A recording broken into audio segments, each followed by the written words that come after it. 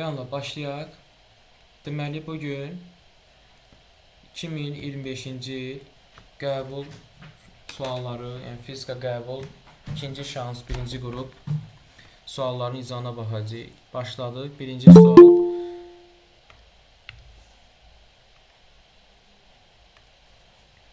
Aha. Birinci sual deyir ki, birinci sualda bizə deyir ki, M nöqtəsində maqnit sahəsinin yekun induksiya vektorun istiqaməti hara yönəlmişdir? Ümumiyyətlə uşaqlar, biz belə sualları işləyəndə mən sizə demişəm ki, neynirsiniz? Həmin bizə verilən nöqtədən bir dənə çevrə çəkirsiniz. Çevrə çəkirsiniz, düzdürmü? Və x-i çevrənin daxilində saxlayırsınız. Bu zaman x olanda deyirik ki, hara yönəlir? Maqnit induksiya vektoru x olanda çevrəyə hansı istiqamətdə yönəlir? Biz bilirik ki, x olanda uşaqlar, maqnit induksiya vektoru çevrəyə toxunan istiqamətdə, saat əqrəbi istiqamətində, toxunan istiqamətdə yönəlir də, düzdürmü? Amma nöqtə olanda isə maqnit induksiya vektoru saat əqrəbinin əksi istiqamətində, toxunan istiqamətdə yönəlir. Biz bunu bilirik. Bu bizim qaydamızdır. Əla. Deməli, uşaqlar, biz buradan maqnit induksiya vektoru onda bu M nöqtəsindən hara yönələcək? Bu istiqamətdə yönələcək də. Buraya yazıram, B1 yazıram. İndi ikinci üçün, ikincinin çevrəsini ayrı rənglə ifadə edirəm. İkinci üçün yenə bir dənə çevrə çəkirik. Yenə bir dənə çevrə çəkirik. Həmin bu nöqtəni çevrənin daxilində saxlamaq şərti ilə.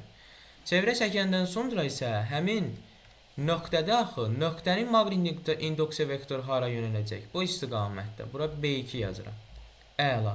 İndi bunlar burada biraz qarışıq düşdü. Gəl o şəkli, həmin o istiqamətləri burada çəkim. Birincinin istiqaməti buradır, B1. İkincinin istiqaməti belə yönəldi, B2. Onda bunların yekun əvəzləyicisi hara yönələcək? Düz aşağıya doğru.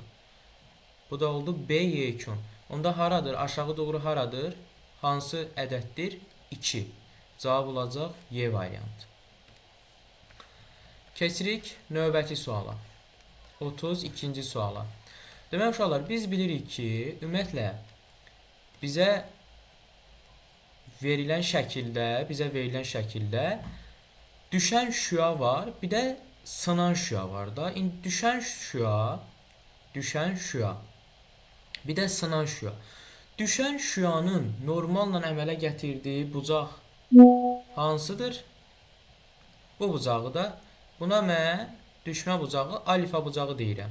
Yaxşı, sınan bucağın normalın əmələ gətirdiyi bucaq hansıdır? Beta bucağı deyirəm, sınma bucağı.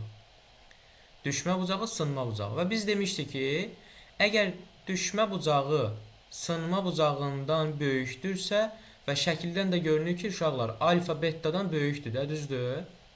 Və biz qanun yazmışdıq da, sinus alfanın sinus betaya olan nisbəti bərabərdir n2,1. Yəni bucaqlar sındırma əmsalına necə asılıdır? Tərs asılıdır. Biz bunu bilirik. Bucaqlar sındırma əmsalı ilə tərs asılıdır. Yəni sındırma əmsalı böyük olan mühitdən sındırma əmsalı kiçik olan mühitə keçsə, deməli həmin bucaq kiçikdən böyüyə keçəcək. Amma burada bucaq əgər alfa böyükdürsə betadan, deməli n2 böyükdür n1-dən. n2 böyükdür n1-dən. Yəni n2 bölünsün n1 kimi yazarıq. Əla. n2 böyükdür n1 olduğunu tapdıq. Deməli uşaqlar, amma sürətdir, buraya yazıram, V1-in V2 olan nisbəti bərabərdir, nisbi sındırma əmsalı ilə tərs asılıdır. N2-nin n1-ə olan nisbəti. Əgər n2 n1-dən böyükdürsə, deməli V1 böyükdür V2-dən, tərsinə olacaq. Deməli, burada hansı oldu cavab? N2 böyükdür n1-dən, V1 böyükdür V2-dən, cavab Y variantı. Və yadınıza saxlayın, bir dəfə də deyirəm, uşaqlar. Bucaqlara fikir verin. Bucağı görürsünüz ki, düşmə bucağı böyükdür, amma sınma bucağı kiçikdir. Deməli, bu optik sıxlığı az olan mühitdən optik sıxlığı çox olan mühitə keçib. Optik sıxlığı az olan mühitdən optik sıxlığı çox olan mühitə keçəndə bucaq azalır. bucaq azalır. Gördünüz? M1-də optik sıxlıq azdır. Yəni birinci mühitdən sındırma əmsalı azdır, amma ikinci mühitin sındırma əmsalı çoxdur. Ona görə bucaq azaldır. Və sındırma əmsalı da sürətlə, həmçinin dalğa uzunluğu ilə də tərs asılıdır. Dalğa uzunluğu da burada müqayisə aparsaydıq biz, lambda 1 böyük olardı lambda 2-dən. 32-ci sualın həlli budur. Keçdik 33-ə. Demək uşaqlar, biz burada 2 dənə hal yazasıyıq.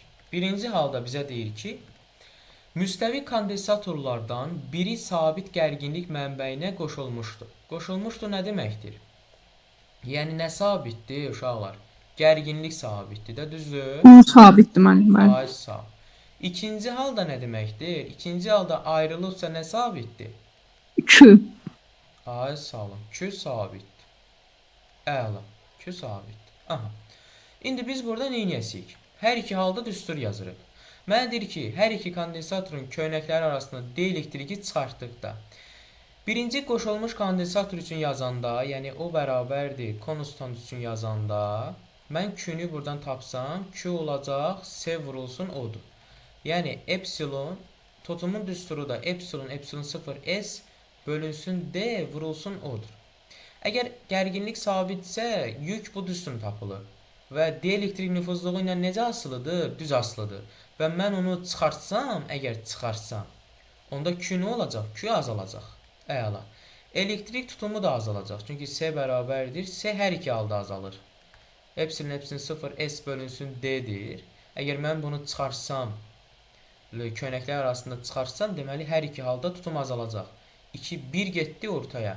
Hər iki halda tutum azalır. Yükü azalır.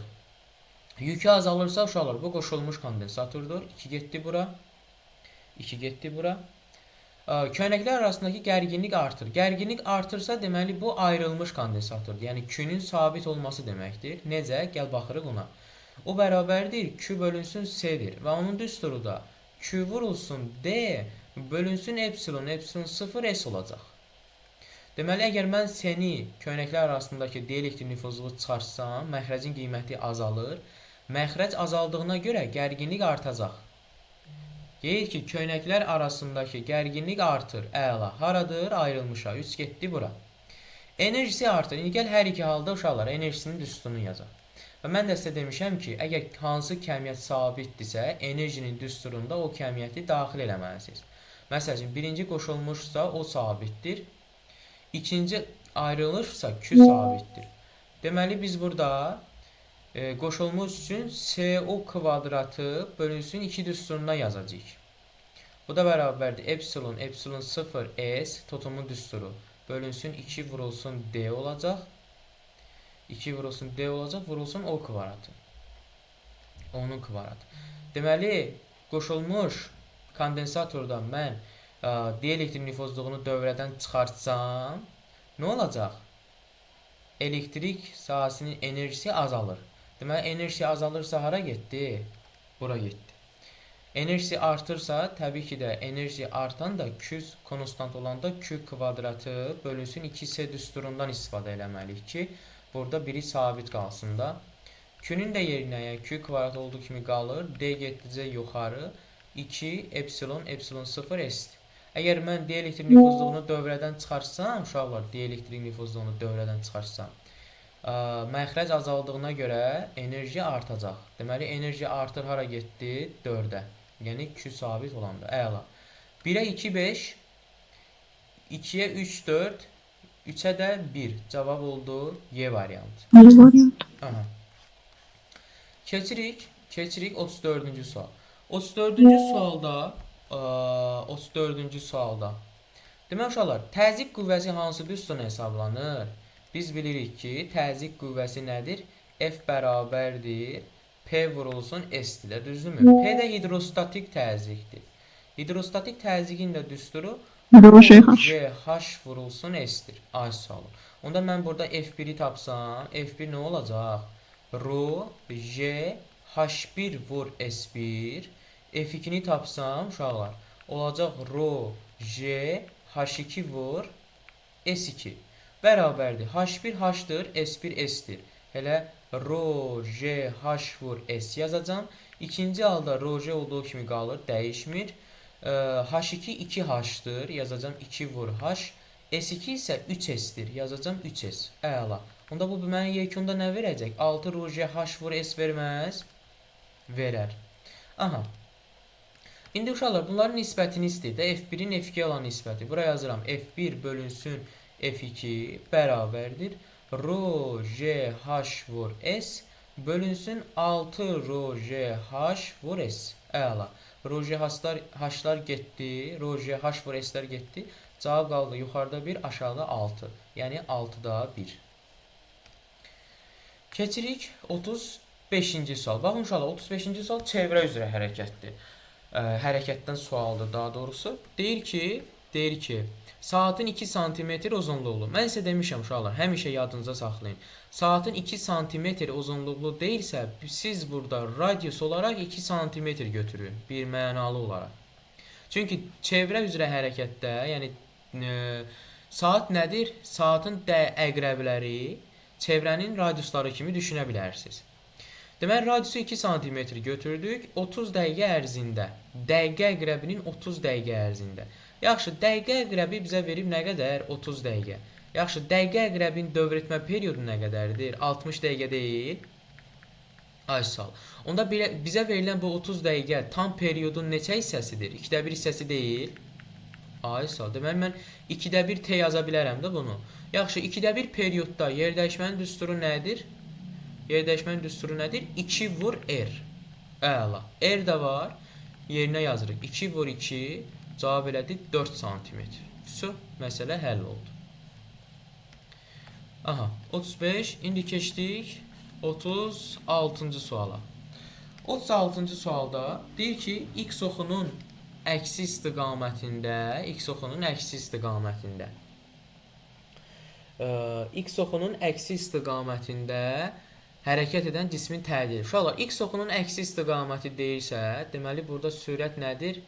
Başlanan sürət 0-dır. Tədilin də qrafikindən görünür ki, o da t-dən 0-dan aşağıdadır. Deməli, o da mənfidir. Deməli, bunlar x oxunun əksi necə hərəkət edir? X oxunun əksi yeyinləşən hərəkət edir. Onda mən sürətin düsturu nədir? Mənfi v0 çıx at. Düzdürmü? Aysa. İndi bizə deyir ki, hansı qrafik bu cismin kinetik enerjisinin qiymətinə uyğundur? Uşaqlar, kinetik enerjisinin düsturu nədir? YK bərabərdir mv kvadratı bölünsün 2-dir. Bu da bərabərdir. Açılışla yazıram siz üçün. V-nin yerinə həmin bu ifadəni yazın. Mənfi v0 çıx at. Və bunun nəyi kvadratı? Əla. Bu da bərabərdir. M bölünsün 2 vurulsun. Mənfi v0-ın kvadratı müsbət v0 plus mənfi mənfiyə vuranda 2 eləyəcək. Daha doğrusu müsbət eləyəcək. Hasilin 2 misli. 2v0 vur at. Üstə gəl. A kvadratı, t kvadratı. Yaxşı, onda kinetik enerji daha doğrusu təcil sabit olanda t'nin kvadratına necə asılıdır? Kvadratik düz asılıdır uşaqlar, düzdür? Kvadratik düz asılı olacaq. Yəni D variantı, yəni müəyyən bir qiymətdən kvadratik düz asılı olacaq. Aha. Keçirik növbəti suala. 37-ci sual. 37-ci sualda indi siz deyin uşaqlar, tərpənən blokdur ya tərpənməz blokdur? İkisi də var da müəllim, hə? Hə?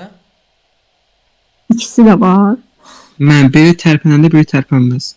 Ay sağ ol. Bloklar sistemi. Bloklar sistemi, polispas deyirik də buna, düzdürmü? Ay sağ ol. Bəli. İndi siz mənə deyin görün, bu 2 dənə yük asılı var. Bunun aşağısı ikisə doğru çəkisi nə qədərdir? Nə qədərdir sizcə? Deməli, birlikdə kütləsi 14-dür. Deməli, Toplayırıq da müəllim. 140 Newton. 140 Newtondur. Əla. 140 Newtondur. Aha. 140 Newtondursa əgər, bax 140 Newtondursa əgər, onda burada yaranan gərilmə də nə qədər olar? 140 olar da, düzdür? Bəli, eyni olmalıdır. Onda bu tərəfə nə qədər düşür? 70. 70. Bu sağa isə 70 düşür. Eyni ipdir də. Eyni Bəli. ipdə eyni gərilmə. Onda bu tərəfi 70-dirsə, buraya nə düşür? 70 düşməz. 70 düşəcək, bəli. Yaxşı, indi bu ikisinin aşağı doğru ağırlığı həmin o 70-ə bərabər olmalıdır. 70 bərabər olmalıdır 6 plus x vur j. Düzdürmü? 1. Bu da 7, hər tərəfi 10-a bölürük, j 10-dur. 7 bərabərdir 6 plus x-ə, x də buradan bərabərdir 1 kiloqrama. Söz, cavab oldu Y variantı. Deməli, bunun biraz belə qəliz olanlar da vardı. Ancaq iplərin sayını tapırdıq. Soruşur da qüvvədən neçə dəfə qazanc verir. Var. Sən dərsə qoşulmurdun, biz elə suallar işləyirdik. Hə, bil. Keçirik 38-ci suala. Uşaqlar 38-ci suala deyir ki, yekun O nöqtəsində elektrostatik sahanın yekun intensivlik vektoru haradır?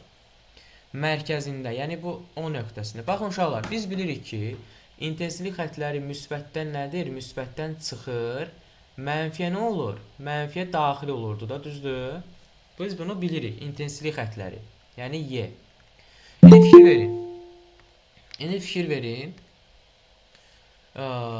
İndi uşaqlar, intensivlik xəttləri, baxın, bu müsbət Q yükünə fikir versəz, müsbət Q yükünə. Ondan çıxan intensivlik dedik ki, müsbətdən çıxır da, onda bu O nöqtəsində müsbət Q yükünün yaratdığı intensivlik hara yönələcək? Aşağı doğru, düzdürmü? Y aşağı doğru yönəldi.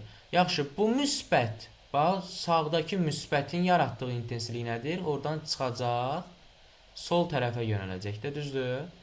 Sol tərəfə yönəldi. Aysa. Yaxşı, bu mənfinin yönəltdiyi, daha doğrusu hələ mənfiyə gəlmirik.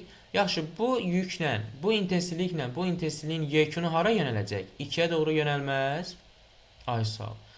Deməli, biz bunun ikisinin əvəzləyisini tapdıq. İndi bu mənfi Q yükünün intensivliyi qalıb. Mənfiyə də dedik ki, mənfiyə daxil olur. Onda mənfiyə daxil olursa, o da bu istiqamətdə yönələcək. Hər ikisi eyni istiqamətdə yönələcək. Yəni, yekun 2 istiqamətində yönələcək. Yekun 2 istiqamətdə yönələcək. Keçirik növbəti suala. Baxın, uşaqlar, burada çox şagird oxumur, şərti oxumur. Götürür, düsturdan istifadə eləyərək daxili enerjini bu düsturundan 2-də 3 PV və yaxud da P delta V, yəni PV olduğu düsturuna yazmalıyıq. V-dən istifadə eləyərək həll eləməyə çalışır. Ümumiyyətlə uşaqlar, yadınıza saxlayın. Burada bizə nə deyir? İzotermik proses deyir. İzotermik prosesdə ilk başda temperatur sabitdir. Temperatur sabitdirsə uşaqlar, daxili enerjinin dəyişməsi 0-a bərabərdir. Daxili enerji özü isə konstantdır. Onda burada deyir ki, təzyiqdən asılılığı təzyiqdən asılı deyil uşaqlar. Təkcə təzyiq yox, heç birindən asılı deyil. Onda izotermik proses deyilsə 2-də 3 nü R T. Düsturdan göründüyü kimi təzyiq yoxdur. Ümumiyyətlə izotermik prosesdə daxili enerji sabitdir, dəyişmir uşaqlar. Keçirik 40-cı suala. Mən bu sualı keçən qəbulda da izahını vermişdim. Dedim ki, uşaqlar, baxın, təcildir, yer dəyişmədir, qüvvədir, bir də impulsdur. Bunlar, daha doğrusu potensial enerjidir. Bunlar maksimum olanda, yəni öz qiyməti, maksimum halını alanda sürətdir, impulsdur və kinetik enerjidir. Bunlar minimum qiymətini alır. Yəni, bunlar 0 olanda, bunlar max olur. Bu max olanda, bu 0 olur. Diqqətli olun. İndi məndən nə istəyir uşaqlar? Bizdən istəyir ki, impulsun ən böyük olsun. Impulsu hara aiddir? Bu üçlüyə aiddir də. Impulsun ən böyük olması üçün bunlar 0 olmalıdır. Bunlardan da hansı var burada? X var. X yəni 0 olmalıdır. O da hansı nöqtələrdədir? 2 ilə 4 nöqtələri. Cavab B. Keçirik 41-ci suala. Demək uşaqlar, bizdən impulsun düsturunu istəyir. Baxın, əgər impulsun düsturunu yadınızda saxlaya bilmişsinizsə uşaqlar, baxın, impulsun düsturu ümumiyyətlə nədir? Normal halda mexanikadan impulsun düsturu nədir? N vurulsun V-dir də, düzdür? Bu bildik. Yaxşı. İndi bizə buradan fotondan söhbət gedirsə, biz birinci fotonun enerjisini bilirik də. Məşhur düstur var. Y bərabərdir MC kvadrat. Yaxşı, bu S nədir burada uşaqlar? İşıq sürətidir, düzdür? Mən bunu M vurulsun S kimi yaza bilərəm, parçalaya bilərəm də. Sürət deyil bu S. Onda m vurulsun sürət mənə nə verəcək? İmpulsu verməyi, zərərcinin impulsu. Onda mən MC-nin yerinə P yaza bilərəm, S olduğu kimi qalır. Əla. Onda düsturu nə aldım mən? P vur S. Vəsə, P-ni buradan tapaq. P-ni buradan tapanda Y bölünsün S-dir. Y'nin də yerinə H-ni yazacaqsınız. Sizə verib tezliklə H Planck sabiti. H-ni bölünsün S-dir. Gəl yerinə qoyun. H 6'dan %60, altdan %6, altdan 6, 10 üstü mənfi 34, vurulsun tezlik 3 vur 10 üstü 14, bölünsün işıq sürəti 3 vur 10 üstü 8, 3 vur 10 üstü 8. Aha. 3 vur 10 üstü 8. İndi uşaqlar bunu buradan hesablayacaqsınız. Bu 3 ilə aşağıdakı 3 gedəcək. Bu 3 ilə aşağıdakı 3 gedəcək. Nə qalacaq burada? Deməli 3'lər getdi. Yuxarıda qaldı 6. Onda 6 vurulsun 10 üstü mənfi 20. Vurulsun 10 üstü 14 də. Hə. Mənfi 20 bölünsün. Mənfi 20 bölünsün nəyə? 10 üstü 8'e. Bu 10 üstü 8 də yuxarı getsə mənfi olur. Olacaq 6 vur altdan 6 10 üstü mənfi 28. 6 10 üstü mənfi 28, yəni D variantı olacaq bizim cavabımız. Aha. Keçirik növbəti suala. 42-ci suala. Uşaqlar 42-ci sualda biz elektrik hərəkət qüvvəsinin düsturu nədir? Elektrik yəni epsilon bərabərdir mənfi delta fi böl t-dir də. Düzdürmü? Yəni mənfi fi ştrikdir də. Maqnit selinin zamana görə törəməsi. Bu da bərabərdir mənfi həmin bu ifadənin törəməsi, zamana görə törəməsi, 6t-nin törəməsi. Törəmə aldıq, bu da bərabərdir mənfi sərbəst həddin törəməsi 0, 6t-nin törəməsi 6. Bu da bizə verdi müsbət 6. Müsbət 6 nə deməkdir uşaqlar? Müsbətdən sabit, yəni cavab C. Müsbətdən sabit, yəni cavab burada nədir? C olaraq götürüləcək. Deməli uşaqlar, burada 43-ü də keçim. İndi bir dənə maraqlı sual var. O sualı sizə səsləndirəcəm. Görək ki, orada nəsə bir qaranlıq məqam oldu mu, olmadı mı? Hansı qurğunun şərti işarəsi təsvir edilmişdir? Uşaqlar, bu nədir? Təbii ki də tranzistordur, C variantı. Tranzistorun nəyi var idi? Kollektoru, bazası və emiteri var idi, düzdür? Kollektoru var idi, bazası var idi, emiteri var idi. Aha. Demək uşaqlar, bu 44-cü sualda nəsə bir qaranlıq qalan məqam yox idi sizə? Gözünüzə səhv dəyən bir şey yox idi? Hə? Ya yazdınız? Bir dənə baxın. 44-cü suala baxın bir dənə uşaqlar. Nə düşünürsünüz bu sual haqqında?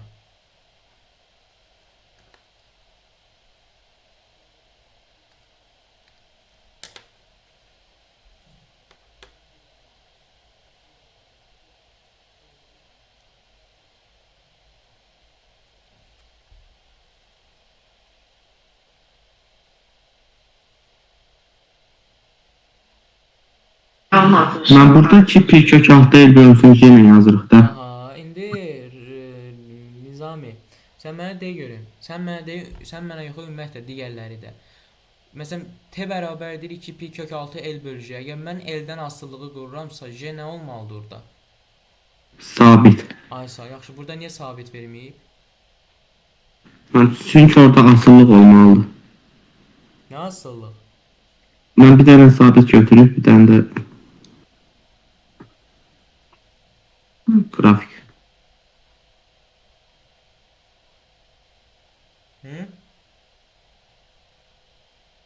Mən bir dənə t-dən asıllıq götürmürük.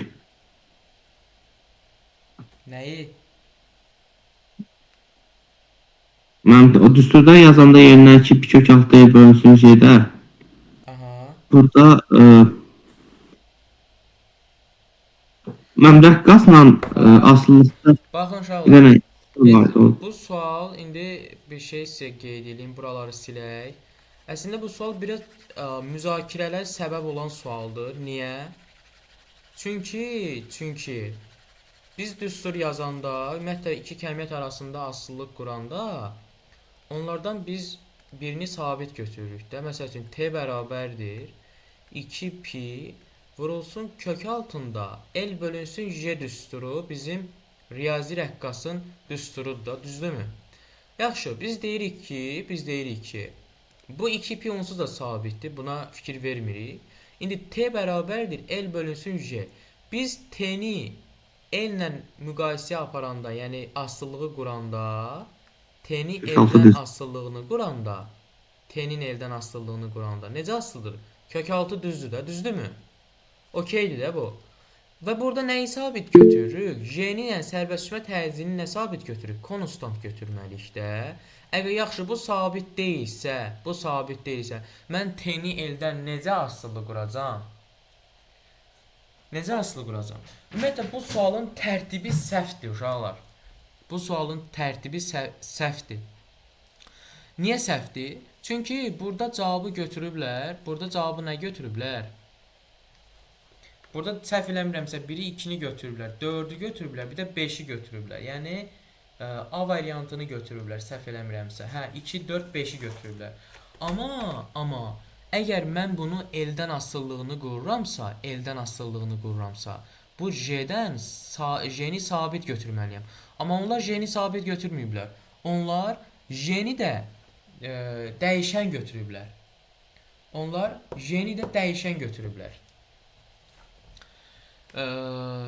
Burada cavab 2, 3 və 5 olmalıydı. 2, 3, 5. Və yaxud da indi L-in sabit olmağı bir variant yoxdur. Və yaxud da belə olmalıydı. T L-dən sabit, bir bu qrafik, bir də bu qrafik. Amma elə bir cavab da yoxdur. Deməli bu sualın tərtibi səhvdir. Yəni bu sual ümumiyyətlə səhvdir. Yəni biz öz iradımızı da dimə göndərmiş keçən il. Yəni bu sual səhvdir. Onlar da qəbul ediblər ki, təbii ki də heç kim öz səhvini qəbul eləməz. Onlar dedilər ki, yox, sual səhv deyil, sual düzdür. Dedik, yaxşı, 3 kəmiyyət arasında biz asıllıq quranda, o kəmiyyətlərdən biri sabit olmalıdır. Məsəl üçün, V bərabərdir S bölünsün T düsturundan. Əgər mən V ilə S arasında əlaqə qururamsa, bu zaman sabit olmalıdır da. Yəni, dəyişməməli idi. Nəysə, qəbul eləmədilər. Təbii ki də qəbul eləmədilər. Çox uşaq bunu səhv yazmışdı bu sualı. 30 dənə yazan şagirdim vardı. Getdi bu suala görə 29 dənə yazdı məsəl üçün. Yəni, belə deyim də, hər şey gözləmək olar bu dimdən. Hər şey gözləmək olar. Ona görə uşaqlar, həmişə yadınızda saxlayın. Əgər siz T-nin L-dən asıllığını qurursunuzsa, burada J kəmiyyəti sabit olmalıdır. Və yaxud da siz əgər T-nin J-dən asıllığını qurursunuzsa, tərs asıldır, əla. Onda siz burada L-i sabit götürməlisiniz.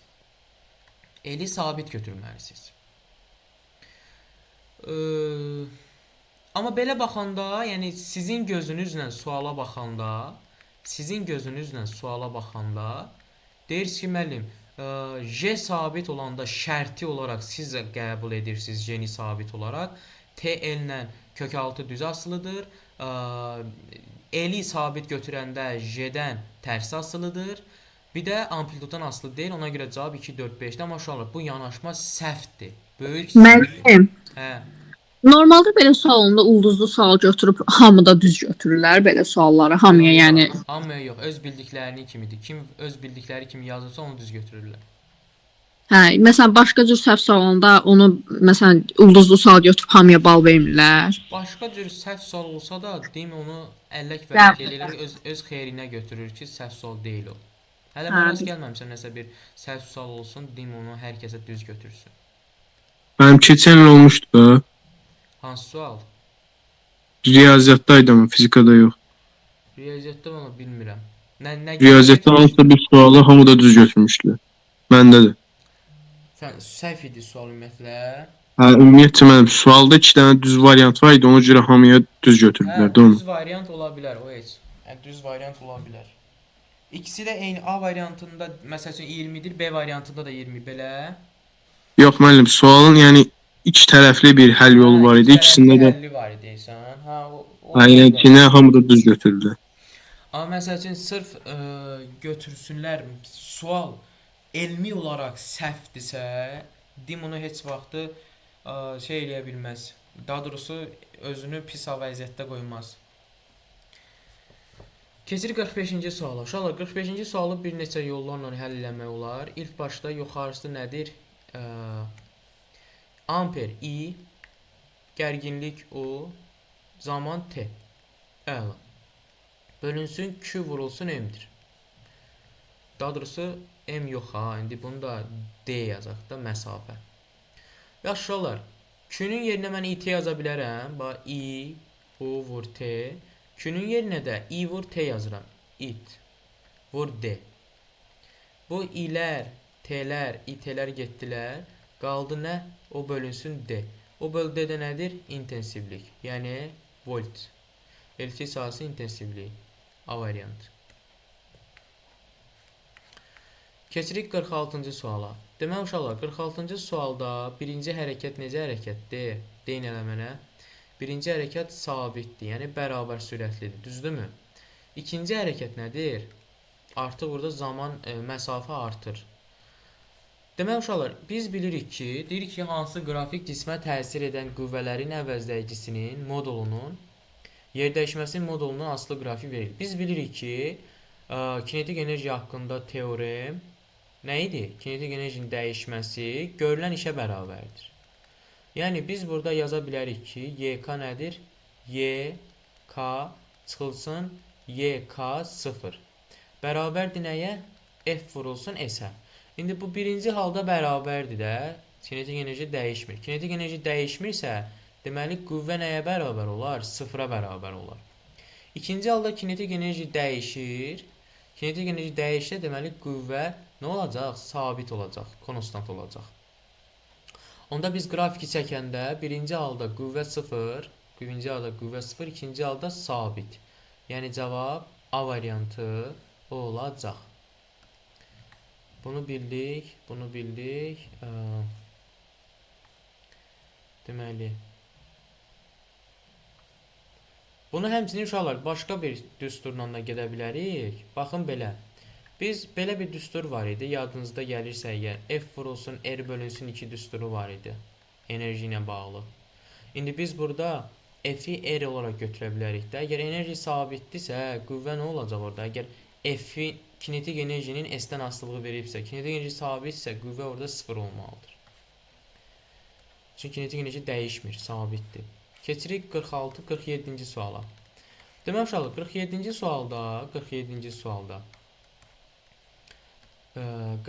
sualda bizə deyir ki, tezliyi bizə verib. Yəni nü bərabərdir 6 vurulsun 10 üstü 14. Sındırma əmsalını verib bizə nə qədər? 2/5-dir.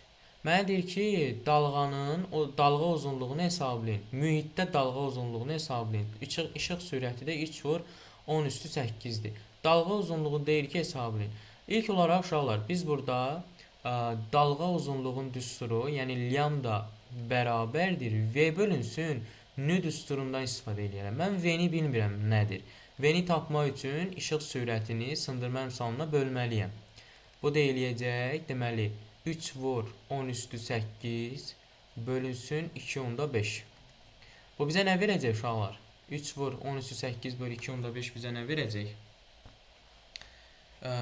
Verməsin heç-nə, qoy qalsın eləcə. Gəl digər yerində düsturda yerinə qoyaq. Deməli, V-ni tapdım budur. İndi gəl burada yerinə qoyaq. Lambda bərabərdir.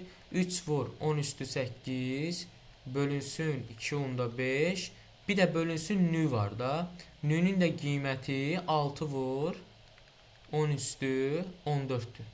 Əla. Bu da bərabərdir. Deməli, yuxarıda 3 qaldı. Aşağıda 15 qaldı.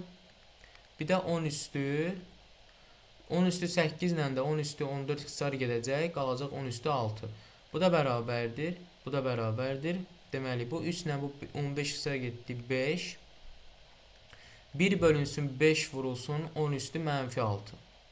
1 bölünsün 5 vurulsun 10 üstü mənfi 6.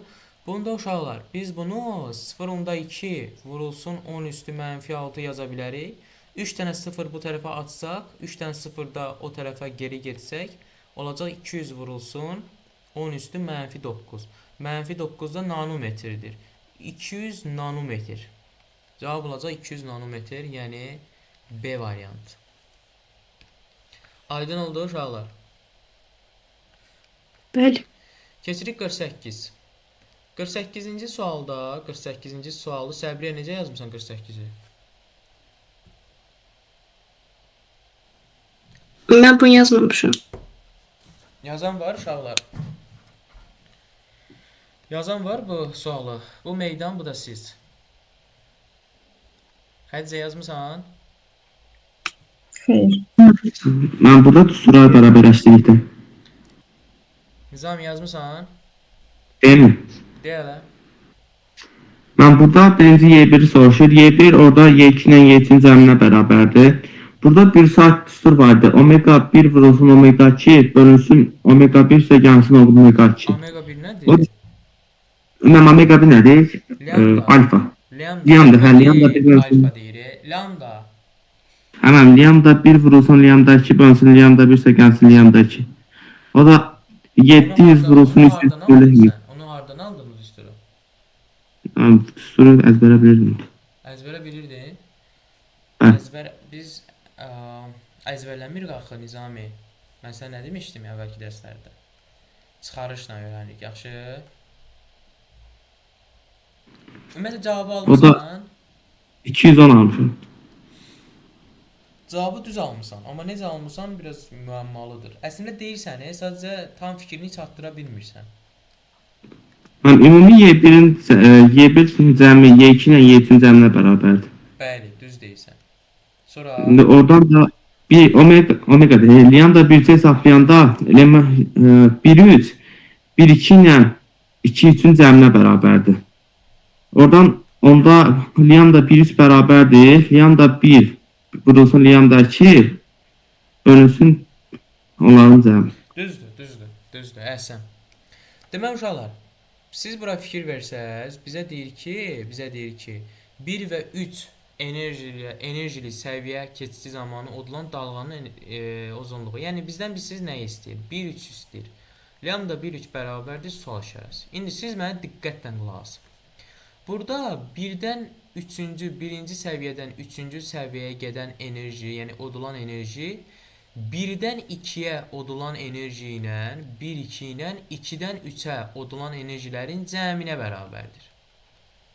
Onda mən buradan enerjinin düsturu nədir? Fotonun düsturu da Hc bölünsün lambda 1-3 bərabərdir Hc bölünsün lambda 1-2 üstə gəl Hc bölünsün lambda 2-3. İndi mən burada hər tərəfi Hc-ləri aparsam, onda düsturum hansı hala düşəcək? 1 bölünsün lambda, deməli 1 bölünsün lambda 1-3 1 bölünsün lambda 1-3 bərabərdir 1 bölünsün lambda 1-2 üstə gəl 1 bölünsün lambda 2-3-ə.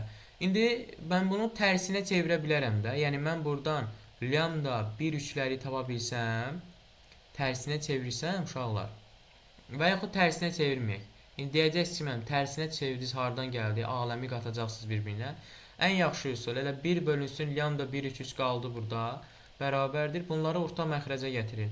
Lambda 1-2 vurulsun lambda 2-3, yuxarıda isə bunların cəmi, yəni lambda 2-3 plus lambda 1-2. İndi buradan siz lambda 1-3-ü tapa biləcəksiniz. Lambda 1-3 onun tərsi olacaq. Yəni lambda 1-2 vurulsun lambda 2-3-ə bölünsün nəyə?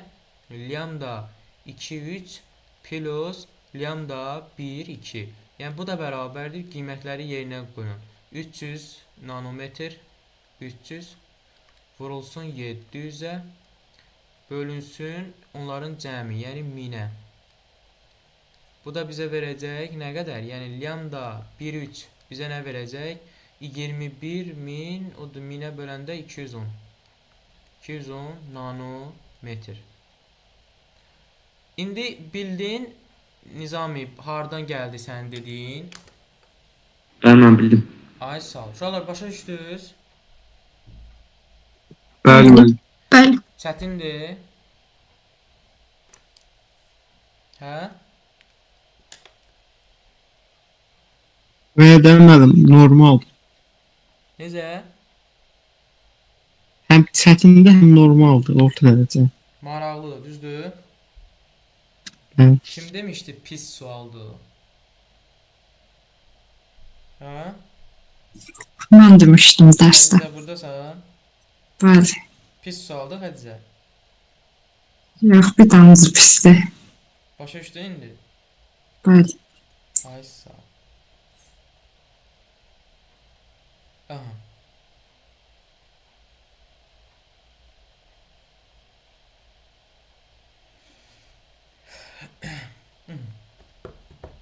Keçək. Keçək növbətiyə. Keçək növbətiyə. Deməli.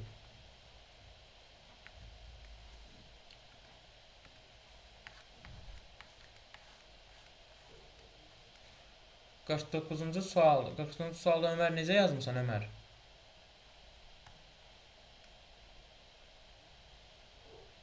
Ömər. 9 müəllim. Hə. 49 müəllim D variantını yazmışam. F bərabərdir M ilə getmişəm. F bərabərdir M sonra nə yazmısan? Sonra 2 pi nu M böl T periyod. Biz burada A-nın yerinə omega vurulsun V yazırıq da, düzdürmü?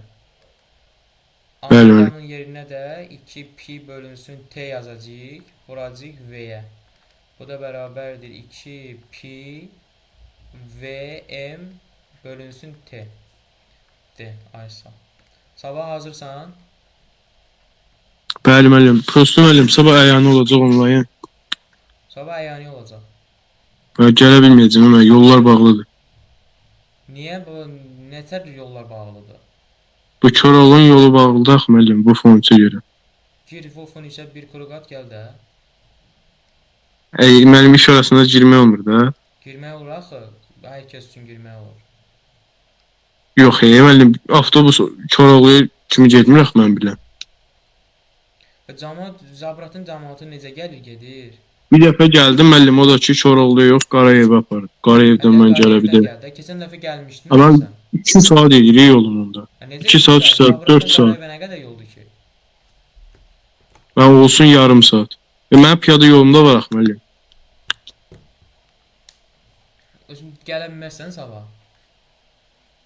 Mən 2 saat getmək, 2 saat gəlmək, yemək 4 saat edir də yol. Boş-boşuna vaxtı yolda itirməyim, ona görə də yox. Sabah neçənci gündür? Sabah 5. Yaxşı, dərsdən sonra danışarıq bunu. Yaxşı. Yazarsan mənə. Aha, deməli, tezliyi tənzimlənən dəyişən cəryan generatorundan qidalanan dövrənin sxemi verilmişdir. Tezliyin müəyyən qiymətində hər iki lampa eyni cür közərir. Dəyişən cəryanın tezliyini artırdıqda lampaların közərməsi necə dəyişər? Baxın uşaqlar. Mənə deyir ki, dəyişən cəryanın tezliyini artırdıqda, yəni burada nə olur? Nünü artırırlar. İlk öncə gəlin baxın bu cəryan I1-ə. I1-ə baxanda uşaqlar görür ki, I1-də hara birləşib? Aktiv müqavimətdir də R-dir. Aktiv müqavimət də tezlikdən asılı deyil. Aktiv müqavimət tezlikdən asılı deyildisə əgər, mən onda bu hissəyə, yəni bu hissəyə heç bir təsir eləmirəm də. Yəni tezliyin artıb azalması həmin aktiv müqavimətə təsiri yoxdur. Ona görə də I1 cəryanı dəyişməyəcək. I1 cəryanı dəyişmədiyinə görə elə L1 lampasının parlaqlığı da sabit qalacaq. Əla, bunu bildik. İndi gəldik həmin bu hissəyə, ikinci hissəyə. İkinci hissədə isə uşaqlar, görürsünüz ki, tutum müqavimət var. Tutum müqavimətin düsturu nədir? X-ə bərabərdir 1 böl omega C. Əla. Onda cəryan I2 bərabərdir U bölünsün X-dir. Bu da bərabərdir O bölünsün 1 böl omega C çıxacaq yuxarı olacaq omega C. Yəni buradan tapdıq ki I2 bərabərdir yuxarıdan yazıram. O vurulsun omega vurulsun C-yə. Omeganın yerinə də uşaqlar 2 pi nü vur C yazacağam. Yaxşı bu cəryan nüdən necə asılıdır? Düz asılı olmaz. Ay sağ. Onda mən nü artırıramsa, yəni tezliyi artırdıqda cəryan şiddəti də artacaq. Cəryan şiddəti artırsa, deməli lampadan keçən cəryan artdığından lampanın parlaqlığı da dəyişir, yəni artır. Onda L1 lampası dəyişməz, L2 lampası artacaq. Cavab B. Kimə aydın deyilsə səsi yazsın, desin ki müəllim aydın deyil. Təzədən izah edin. 51 sırf nəzəri sualdır. Ümumiyyətlə qəbullar yaxınlaşdıqca uşaqlar görürsünüz ki, nəzəri suallar artır. Teta kənar bucağının hansı qiymətdə? Siz bilirsiniz ki, teta kənar bucaq 90 dərəcədən böyük, yəni islatmaması üçün 90 dərəcədən böyük, 180 dərəcədən kiçik olmalıdır, islatmayan. Tam islatmayan maye isə teta bucağı 180 dərəcəyə bərabər olmalıdır. Ay sağ, cavab olacaq B. Keçirik 52-yə. 52-də uşaqlar hazır düsturdur. Maqnit sahəsinin enerjisinin düsturu. L kvadratı bölünsün 2-dir. Mən burada induktivliyi tapsam, olacaq 2 vurulsun omega bölünsün I kvadrat. Yəni 2 vurulsun 50 enerji bölünsün cəryan şiddəti 5-dir, kvadratı 25. Bu da bizə verəcək 4 Henry. 4 Henry C variantı. Keçirik 53-cü suala. Baxın uşaqlar. X, O, Y müstəvisində düz xətt üzrə hərəkət edən maddi nöqtənin X-in koordinatının hərəkət tənliyini verib 8 plus 3T. Y müstəvisində hərəkət tənliyi 6 çıxılsın 4T-dir. Mənə deyir ki, maddi nöqtənin sürətinin modulu nəyə bərabərdir? Demək olar, biz ümumiyyətlə hərəkət tənliyində x0 plus v0t bilirik də. Onda t-nin əmsalı nədir burada? T-nin əmsalı sürətdir. Onda bunun x oxu üzrə proyeksiyada sürətin düsturu nədir? Sürətin x oxu üzrə proyeksiyası nəyə bərabərdir? 3-ə bərabərdir. Yaxşı, bəs y oxu üzrə sürətin proyeksiyası nəyə bərabərdir? Mənfi 4-ə bərabərdir. Onda sürətin modulu da bərabərdir kök altında vx-in kvadratı plus vy-in kvadratı. Bu da bərabərdir kök altında 3-ün kvadratı plus mənfi 4-ün kvadratı. Necə? Daha 5 edir. Ay sağ. Bu da eləyir kök altı 25. Pifaqor ədədlərdir. Bu da verir 5. 5 kim yazıbsa düz yazıb. Mən belə şərtindən çətin şeyə görsən, amma yazanda asan da olur. Yox, biraz sən necə Hüseyn, sualın içinə girməlisən sən. Bacarmalısan sualın içinə girməyi, bacarmalısın uşaqlar. Yəni bu deyəcəksiniz ki, müəllim, bəzi uşaqlar burada götürür bunları bir-birinə tarazlaşdırır, yəni bərabərləşdirir bunları bir-birinə. Nəsə almağa çalışırlar, ala bilmirlər. Amma uşaqlar biraz görməyə çalışın da. Bax 3-dür orada sürət, digər sürət 4-dür. Yaxşı, sürətin modulu deyilsə avtomatik 5 yazaram da mən buna. Uzağa heç qaydanı, uzağa heç hesablamağı bilmirəm. Məsələn, atma faslına gəlirəm, çıxıram da belə. Keçirik 54-cü sual. 54-cü sual doyan və doymayan buxarla bağlı bir sualdır. İlk öncə uşaqlar deyir ki, 27 dərəcə Selsi temperaturda nisbi rütubət 60% olarsa, havadakı su buxarının parsial təzyiqini paskallarla hesablayın. Demək uşaqlar, biz burada fi bərabərdir ilk öncə parsial təzyiqini paskallarla hesablayın. İlk öncə mən sıxlıqla yazacağam bunu. Rho bölünsün rho 0 vurulsun 100%. Və biz də bilirik ki, uşaqlar, məxrəcdə dayanan rho 0'lar doyanlardır. Və mənə deyir ki, rho 0'ı verib mənə nə qədər? 3 vur 10 üstü mənfi 2. Mən buradan rho-nu tapmalıyam. Parsial sıxlığı tapmalıyam ilk öncə. Yazacağım fi vurulsun rho 0. Fi vurulsun rho 0 bölünsün nəyə? 10 üstü 2'ye yani 100'e beraberdir. Fi ne kadardır? 60. Vurulsun rho 0 ne kadardır? 3 vur 10 üstü mənfi 2. Bölünsün 10 üstü 2'ye. Onda buradan mən parsial sıxlığı tapanda olacaq bu deməli 180 18 vurulsun 10 üstü mənfi 3 tapacağım. 18 vur 10 üstü mənfi 3. Əla. Əla. Mən deməli parsial sıxlığı tapdım. İndi mən nəyi tapmalıyam? Parsial təzyiqi. Uşaqlar, Mendeleev-Klapeyron tənliyindən PV bərabərdir M bölünsün M, yəni nÜRT-də nünü açıram da RT. Hər tərəfi mən V-yə böləndə onda buradan P-ni tapsam, hər tərəfi V-yə bölsəm M bölünsün V vurulsun RT bölünsün M olacaq. Yəni parçaladım da. Yaxşı, M bölünsün V mənə nəyi verəcək? Sıxlığı verər də. Onda olacaq buradan rho RT bölünsün M. Yəni açılışını dedimdə sizə, açılışını yazdım ki, düstur hardan gəldiyini biləsiz. Onda mən buradan P-ni tapdım. P nədir uşaqlar? Rho RT bölünsün M-dir. Əla. Bütün düsturlar var da məndə. Bütün ifadələr var. M var, molyar kütlə. Nə qədərdir? 18 vur 10 üstü mənfi 3. 18 vur 10 üstü mənfi 3. Sıxlıq var. Nə qədər? 18 vur 10 üstü mənfi 3 o da. R deməli 8-dir. T-də uşaqlar Kelvin verib, Kelvin. Celsi verib. Biz bunu Kelvinə çevirməliyik. Kelvinə çevirəndə həmin bu Celsinin üzərinə 273 gəlməyəcəm. Bu da bizə verəcək 300 Kelvin. Əla. Vuracam bunu 300-ə. Deməli 18 10 üstü mənfi 3, 18 10 üstü mənfi 3 getdi. 8-i də 300-ə vuranda 2400 Pascal verəcək. Və yaxud da 2.4 kilopascal.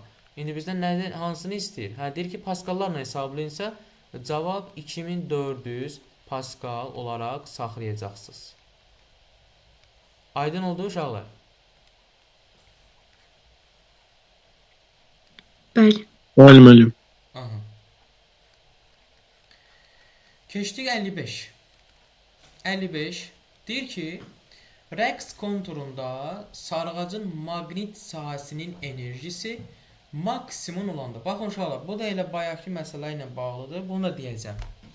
Əgər bir rəqs konturunda maqnit sahəsinin enerjisi maksimum olanda, uşaqlar, maksimum olanda cəryan şiddəti və maqnit seli maks olur. Maks olur. Amma elektrik sahəsinin enerjisi isə elektrik sahəsinin enerjisi isə minimum olur. Yəni 0 olur. Həmçinin elektrik yükü və gərginlik də 0 olur. İndi mənə deyir ki, hansı maksimum olar? Maksimum olar hansıdır? Cəryan şiddəti, aha, deməli 1 düzdür. Kondensatorun yükü 0-dır. Sarğacın maqnit seli, aha, o da düzdür. Kondensatorun gərginliyi yox, elektrik sahəsi yox. Cavab 1-3. Onlar 0-dır uşaqlar.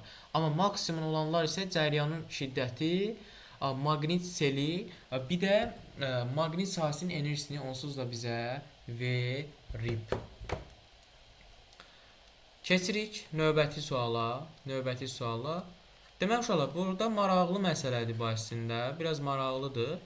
Bunu sizə müraciət eləyəcəm. Deməli, F60 Newton. Gəl birinci məsələni oxuyaq.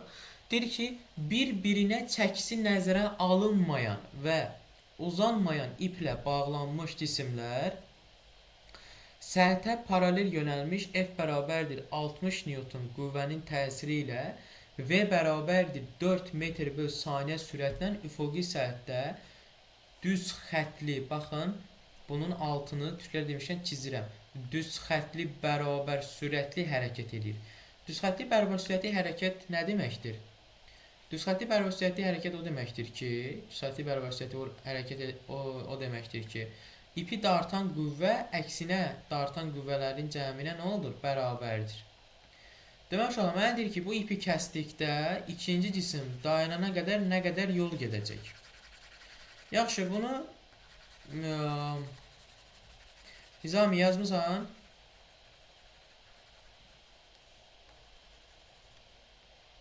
Nizami Bu uşaq hara getdi? Bir-biri çıxırlar ha, uşaqlar. Çıxanları görürəm. Çıxanları görürəm.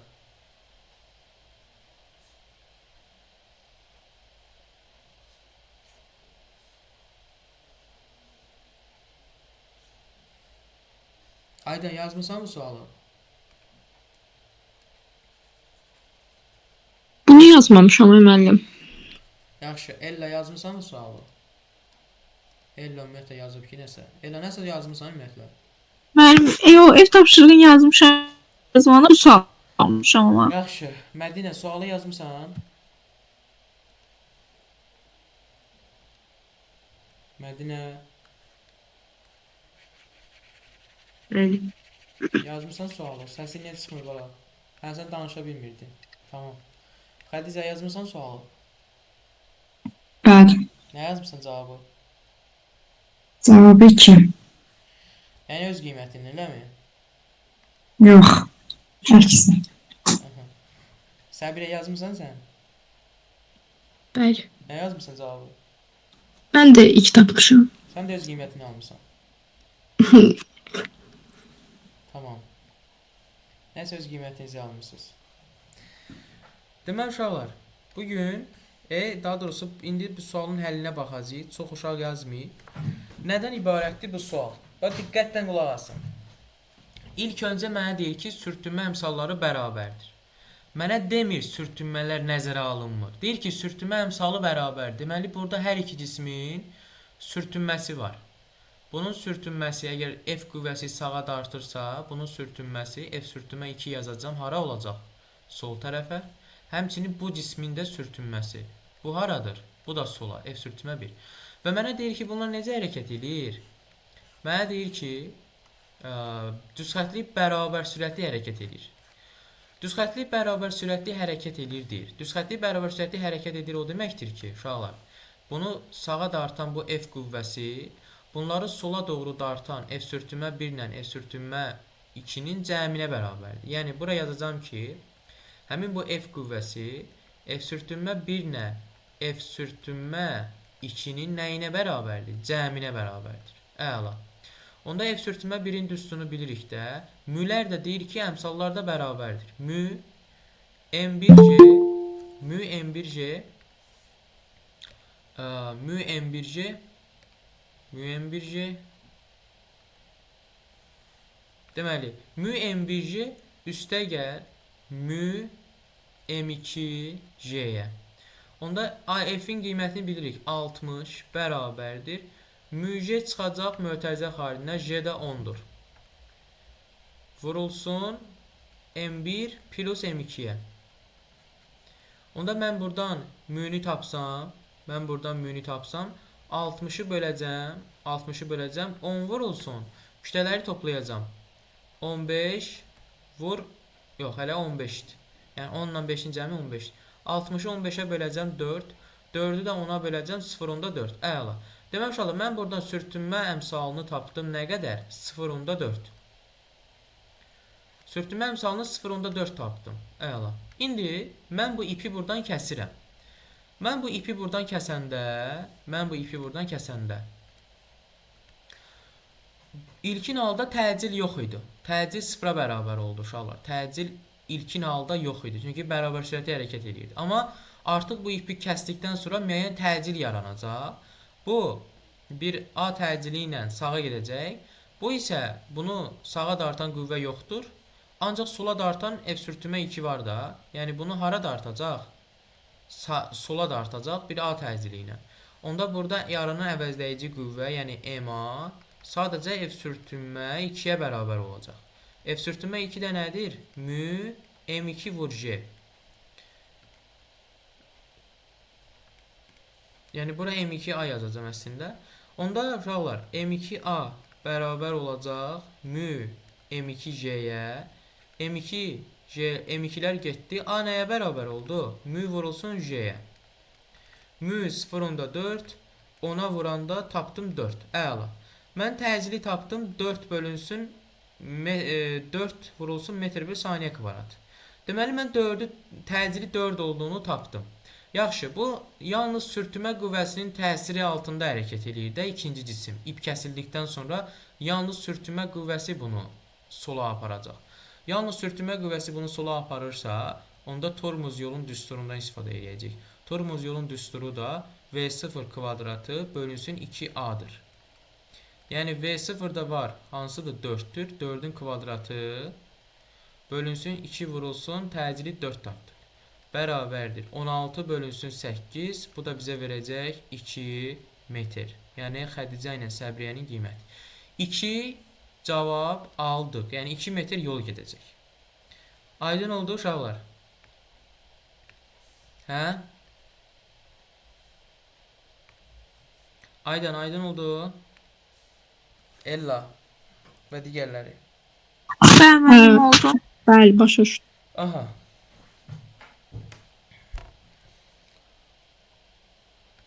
Deməli, bunu bildik.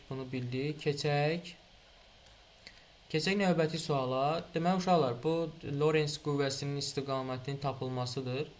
Lorentz qüvvəsinin istiqamətinin tapılması deməli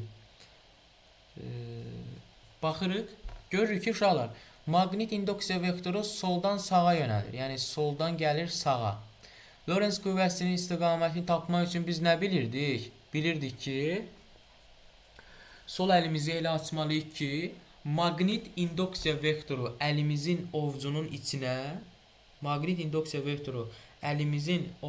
içinə, dörd barmaq sürət istiqamətində, açılmış baş barmaq isə maqnit, daha doğrusu Lorentz qüvvəsinin istiqamətini bizə verməlidir. Yaxşı, indi biz buradan əlimizi necə tutmalıyıq uşaqlar? Baxın, əlimizi proton üçün, yəni müsbət yük üçün istiqamət aşağıdır və sürətindən aşağı doğru hərəkət edir və maqnit induksiya vektoru da soldan sağa gəlir. Demək uşaqlar, bir əlimizi elə tutmalıyıq ki, baxın, sol əlinizi açın, sol əlinizin baş barmağı yuxarı baxsın, 4 barmaq ekrandan sizə doğru yönəlsin. 4 barmaq ekrandan sizə doğru və yaxud da 4 barmaq aşağı yönəlsin, yəni fərqi yoxdur. Amma əlinizin ovcunu elə tutun ki, uşaqlar, soldan gələn maqnit induksiya vektoru sizin əlinizin ovcunuza daxil olsun, əlinizin içinə daxil olsun. Yəni bu sol əlinizi elə açın ki, uşaqlar, 4 barmaq düz aşağı baxsın. 4 barmaq düz aşağı, əlinizin ovcu sol tərəfə baxsın. Bu zaman baş barmaq ekrandan sizə doğru yönələcək.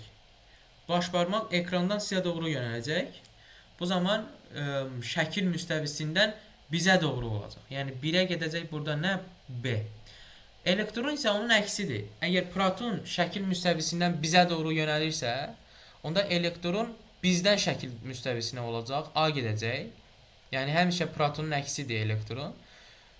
Üçüncüsü isə Lorentz neytron yüksüz olduğuna görə uşaqlar, ona heç bir qüvvə təsir eləmir.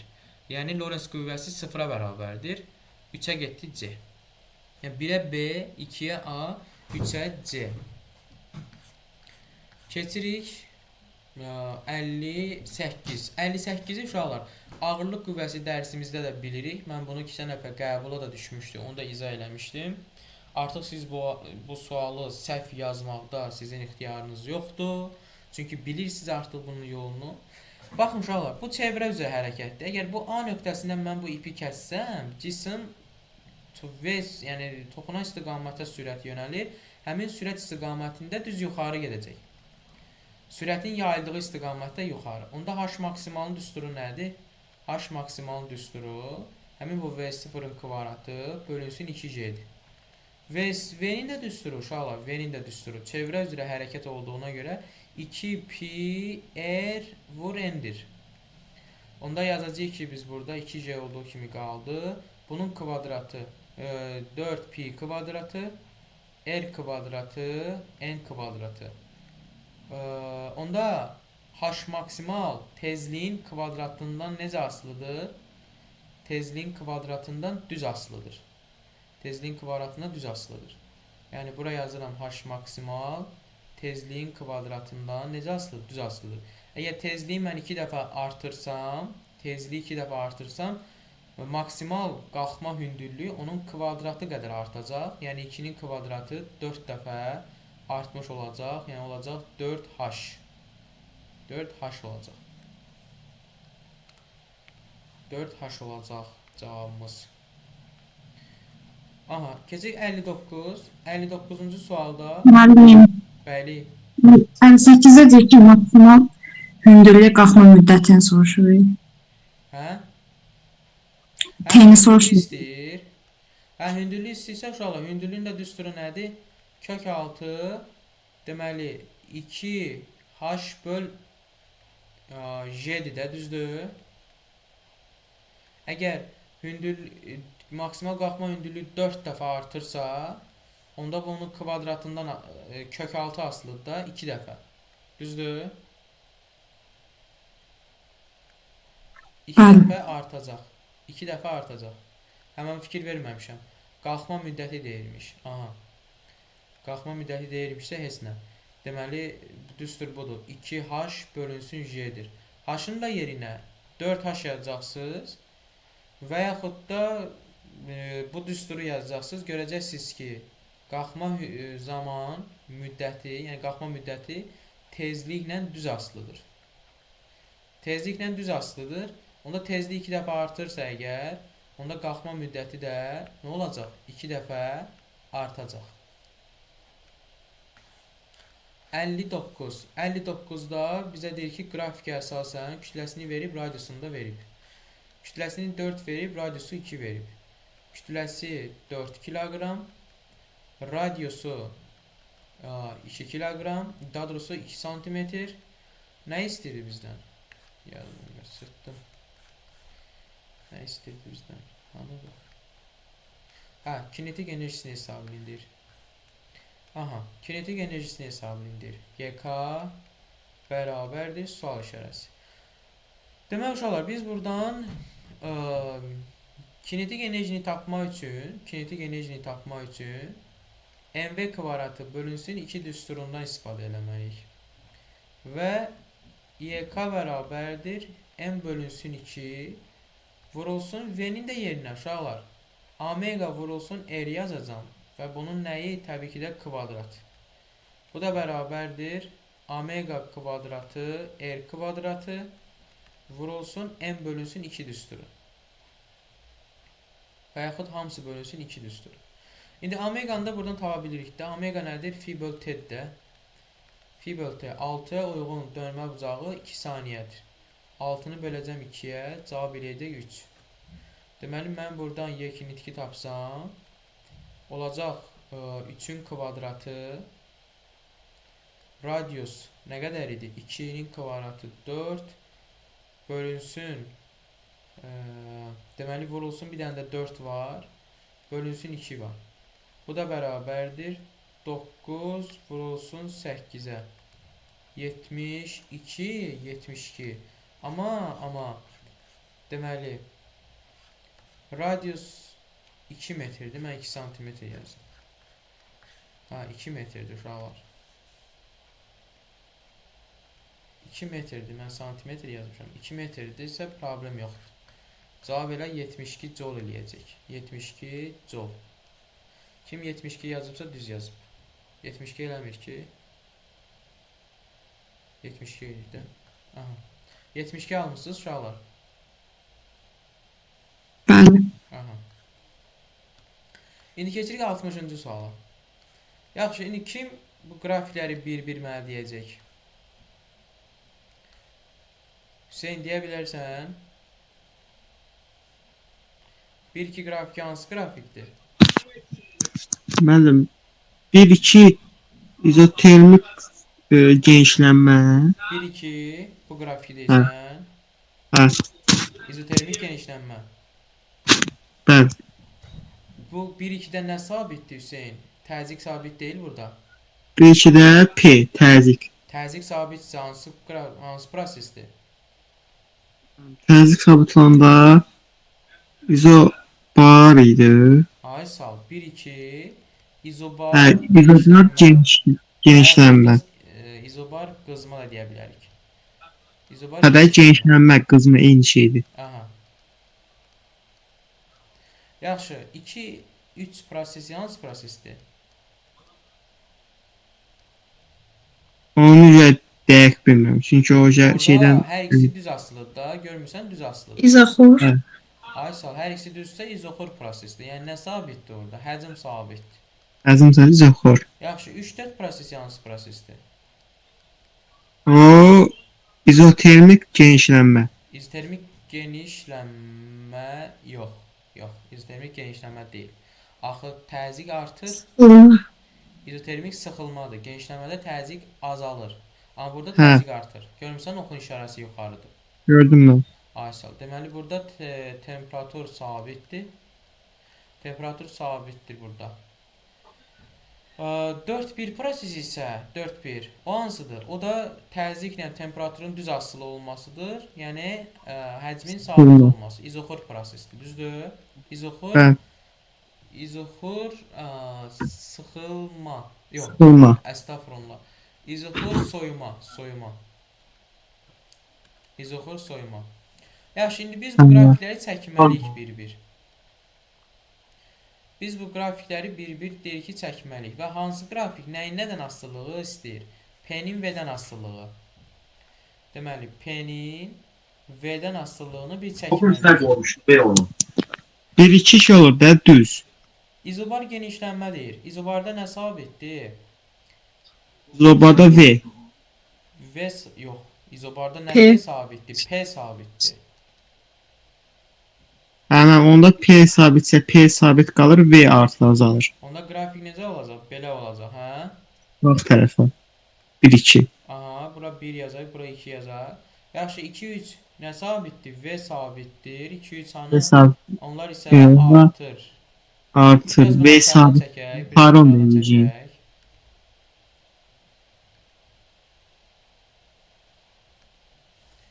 Biraz bunu aşağıdan çəkməliyik əslində. Cəmlə. Belə olacaq. Sonra 2-3-də Hə. isə bunlar Yuxarı. artır. Belə olacaq. 2 1 Üç. bu da 3. Düzdürmü? Bəli. 3-4-də 3-4 necə Onun- olacaq? T konstatsa 3-4-də T konstant. Onda necə asılı olacaq? Tərs asılı O da- olacaq da. deyəsən hə belə halqa formasında da Necə halqa? sağ tərəfə Nə sağ?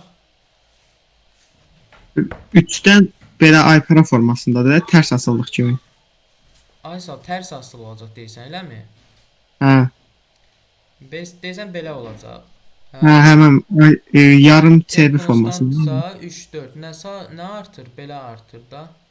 O da aşağı. 4 getdi bura. 4-1-də isə azalır. Biraz bunu yuxarıda verək, belə verək. Bu da qrafik olacaq. Əslində biraz bunu normal çəkmədik. Yuxarıda Hə, biraz- olmalıdır bu. Belə olmalıdır ki, buradan bura düz gəlsin. İndi mən bunu bura silim. Qrafik buradan burasını silək ki, düz gəlib otursun bura. Belə bir şey olmalıdır. Aydındır? Bəli. Ay sağ ol. Uşaqlar belə yazmısınız? Bəli. Aha. Bu da oldu bizdə 2025 qəbul suallarının izahı.